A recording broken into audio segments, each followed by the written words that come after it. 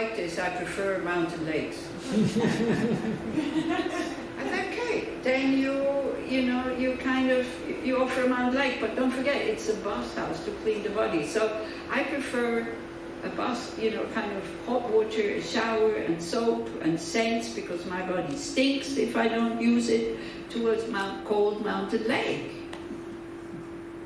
But you offer whatever you find beautiful. If you find a wellness hotel really beautiful and wonderful, you offer that for a bath, because it's a very elaborate, very beautiful. You can really kind of use your imagination, things that you could never afford, You offer that to the Buddhas, these 5-star hotels with, like in Dubai and I don't know where, You forget about that it's polluting and it's bad and people work there, slaves, because you visualize it, you imagine it. But we have a base, how we can imagine beautiful things, thanks to those things, with music and people going around with food and all this. If it doesn't make you happy, then of course not. Then you vegan, kind of not too much, not cooked and all this. If that makes you happy, I don't want to be sarcastic, of course, by all means, then you offer that. Because the Buddhas, they accept everything because they have equanimity. Okay, so generosity is in the first, and then in the dedication in the last chapter. So we have all the 6 perfections there. So may it not decline. So that is especially 4 and 5, 6 probably also, and then but may it grow forevermore. That of course is 7, 8, 9. 7 is enthusiasm, and this chapter is so beautiful when you lose heart in your practice, because it reminds you of what you do. He also going like, hey, come on, what are you doing, you kind of blah blah blah. But then there's this one verse, it's verse 40, I don't know, in the chapter, who says, it's good for you also to pick out verses, so then you can, them by heart. It doesn't have to be word by word. But one is saying, how can you be depressed if you're riding on the horse of bodhicitta? Just if you know what bodhicitta is and you have interest in bodhicitta, just hearing this word, you go like, yeah, well, come on. Stop moaning, get going. How can you have the tools, you have the potential, you have trust in your potential. Yeah? So not to lose it and to keep going is like chapter 7 also, and to increase it. And then of course 8 is getting us really kind of going. Is that okay until here? Or do you have questions? When you get to chapter 8, it means that you have accomplished everything before that? No, understood. Accomplished, no, but understood. There's a strong wish, at least the aspiration of bodhicitta, already engaging bodhicitta to practice these 6 perfections also, yeah. And to understand, maybe we have come to a point in our life, like me for the moment, I have a life where I really wonder why everything is going so well. Yeah, right. I also am not surprised if it falls apart. So I feel quite good. I mean, it might sound contradicting because I'm losing my memory, I'm losing my hearing, but I'm not disturbed by it. It's okay. I'm happy. So I'm surprised, and somebody said, you must have purified a lot of stuff by doing what you're doing, and this is why you don't encounter obstacles, because there was, from the FBMT, Lama Zopa, how to enjoy your problems. And I said, shit, I don't have any problems. What can I do here? Yeah, so she said, you can have some of mine. I said, yeah, but unfortunately it doesn't work. So, but it can also fall apart. I'm not saying that it will always be like that. But we might come to a point where, life is going fairly well, and then we might lose a little bit interest in continuing on the way. Yeah. So because we practice these 6 perfections. So accomplish it? No, you don't have to kind of accomplish it like this. The 6 perfection, but it comes in a sequence. So this is why for those people who are here for the first time and who never heard about all these other things, if you heard about Bodhicitta and, Four Noble Truths and all this, that's good enough. But if you've never heard about any other Buddhist views that one can attain liberation and enlightenment, I don't know how meaningful it will be. It can still be meaningful because you think you never heard about it. But this exists since a long time. You might have heard about it in another life. Then you go like, wow. When I read this chapter, the 8th, I had no clue. It was very early in my Buddhist practice. Somebody gave me the book and I thought, what, 8th century? Well, how can that be relevant now?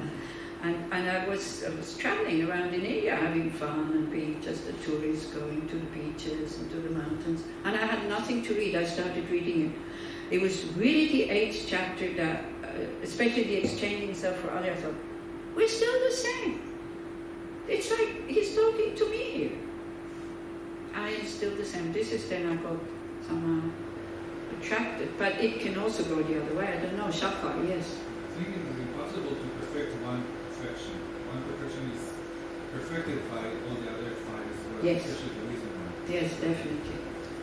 That's the problem about these perfections. It only becomes a perfection if the other 5 are included. Like generosity, it has to be not something that you've stolen, even if you want to give it away. Robin Hood principle, not good for the perfections.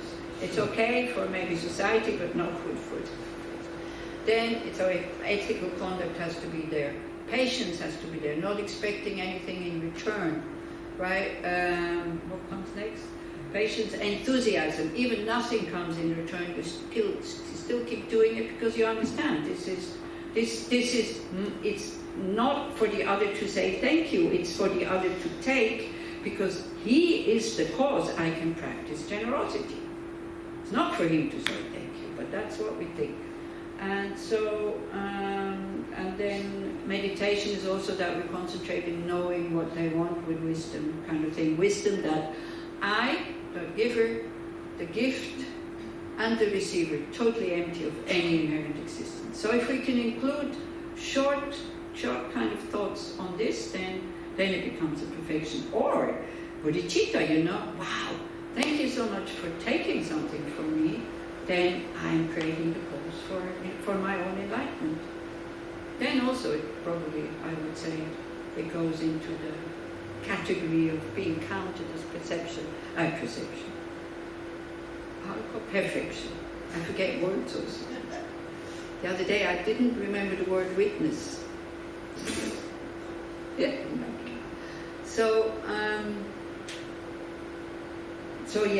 But we do kind of practice them in a sequence also because it's easier. The easiest is generosity, believe it or not, And when we start to be generous and really at least already start to give maybe a little bit more than just what we don't need, what we think we don't need, just a little bit more, then your life becomes maybe like mine. I mean, since 1 year, I don't have a place of my own, so it means I pay 0 rent. Since 1 year, I live in these wonderful places. I hope I'm not getting attached to it. Because if I have to rent my own place at one point where nobody wants me anymore, oof, I don't know. I hope not. But anyway, can you imagine? Everybody opens their doors, and they're happy when I come. It's amazing. It's really amazing. And there's so many homeless people who don't have that karma, who would need it much more than me. I mean, why do I need 50 people to tell me you can come and stay with me? I need only 1. But there's so many.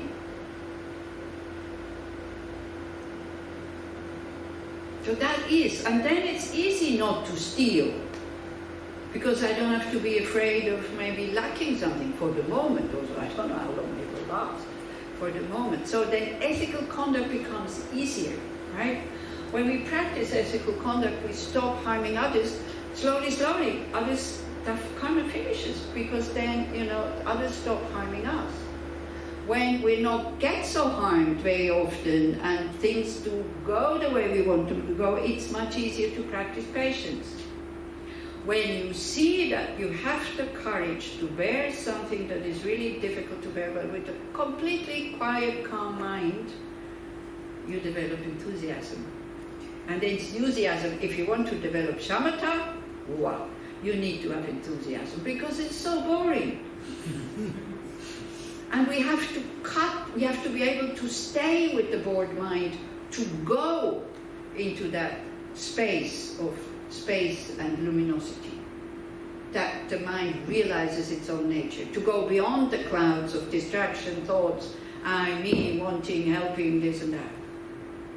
And for that you need to go into solitude, and this is what we'll do after lunch. We start to look at the verses. But again, we can go into physical solitude and be totally miserable and not want to practice because it's not the place to be at the moment. I don't have the merit to be in a place like solitude. Solitude means not to worry so much about the 8 worldly concerns. So, of course, many of you don't have the possibility to go into a 3-year retreat, because you can also get attached to that. I know people who, they are constantly in retreat, they're out, they're totally miserable. This is not the point of retreat. And they think they're doing a good thing. Because of course, he praises solitude, not seeing anybody. But when they're out, it's cruel to say, but she is so self-concerned that people don't even pick up the telephone anymore. When she calls, they ask me, they say, but she's so many retreats, nobody from Israel, so you don't have to worry who it is. And you don't know the person. That's why I can give that example, right? So it's like, she's so self-concerned, And she's constantly telling me what I should do. That's another aspect of her. She's constantly giving advice. You have to go into retreat, you have to do this, and totally exaggerating. She hears some teachings. Yeah, of course, for her, she says, it's so wonderful, it's so magnificent. She gets on everybody's nerves. Instead of inspiring them to listen to these teachings, they go like, oh, I don't want to become that. So be careful, everything can become attachment. And we might have, this fantasy, because as he says, I will be living with animals who don't talk and not distract me and blah, blah, blah. Well, try to go and live without comfort. And you think that will then create shamatha when you don't have all this comfort around you. You will feel miserable. Because we're so spoiled and we're so used to it. So again, the retreat place, if you do separate yourself from society and you go away, it should be, it's okay, I think we don't need it anymore this moment. It should be comfortable, but not too comfortable. Don't spend your whole time in, because you can always, yeah, it's until 12, so that's okay. It's always until, it can always be more comfortable, right? So, but it's okay if there is some hardships to bear, because it makes us stronger also. Okay. So that's the kind of preparation for then starting with the text. Maybe we look after the break, after the tea break. Yeah, it's half an hour tea break. We look at the first few verses and then we reflect on them in meditation. Yeah, is that okay like this? I hope it gave you a little bit of background what this course will be, or what this weekend will be about. Maybe we finish in one weekend. I don't think so, but because I thought we would need 2. We'll see. We're flexible. We can also finish a little bit earlier for you to go home. Like I'm not very. Actually, it's a miracle. That's something also. I always have the karma to go over. Now it's 3 minutes to 2, and I'm to 12, and I'm done with what I wanted to do this morning. So Strange, but yeah, that's how it is. So it's great now. And then we look at the first few verses, and then we reflect on them. That's what the meditations will be. In the morning, more what we did, like just quiet, and then the others are reflections on what he says, and we see how far we go. Okay. Thank you. So enjoy the break. You're not in silence. It's okay. You can exchange thoughts or how you are, or, you know, if you haven't seen each other for a long time, who you are. You can also, if we don't know each other. So please feel totally at ease. And you don't have to wait until I go, because with my old body and my bad knees, it takes me a long time to get up. So please give me that time, because when I see you standing there and waiting, I get all stressed.